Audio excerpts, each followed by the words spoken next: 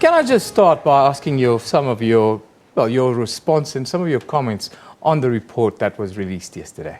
Yes, it was really a roller coaster ride through things that have gone wrong in government processes, decision making, control, management on this particular case of Nkandla. Simultaneously, because we know a little bit, we have got a few glimpses of what happens in other places in government and how junior officials defer to seniors, how ministers defer to president, and how decision making can go wrong. So I really saw it as a massive and potentially useful lecture in how good government should work and what the lacunae are at present in our South African government. You talk about how good government should work. Would you say then this is a positive and showcasing South Africa as a country that works? Potentially as a country that can be made to work better. This actually is that counter lesson as to how things are not quite working and how an institution like the Chapter 9 Public Protector Ombudsperson institution could really help to make it work better. It's a country that takes over and generally things broadly get done, but the bottom line question on so many South Africans and voters' lips as well is whether it can be done better and whether that good story that the ANC is telling about its 20 years in government could actually have been a much better story. I want to ask you about the report itself. The report found that the president failed to protect state resources. It all seems to be a lot of legalese and very wordy. Is there a smoking gun that you see that supposedly implicates the president directly?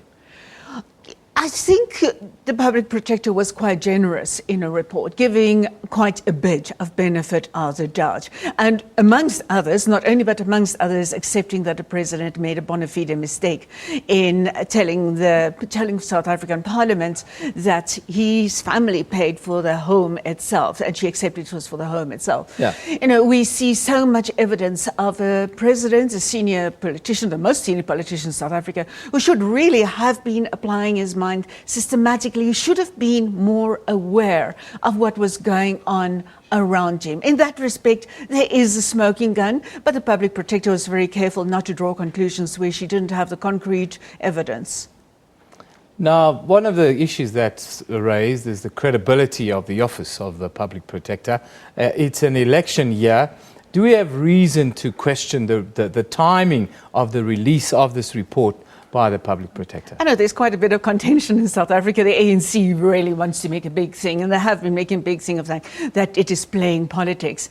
We know from those of us who've been monitoring the events and also from public protector's report, not just from that there have been several delays and they overwhelmingly have not been of our own making.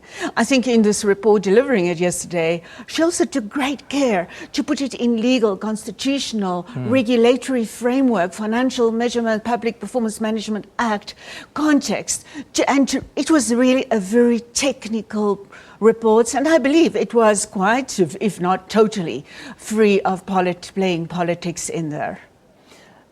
The opposition parties, as you could always expect, they've jumped right on top of this now. They're calling for impeachment and they're laying criminal charges against the president today at Nkandla. What do you make of this? And then also, would they have grounds for this kind of procedure?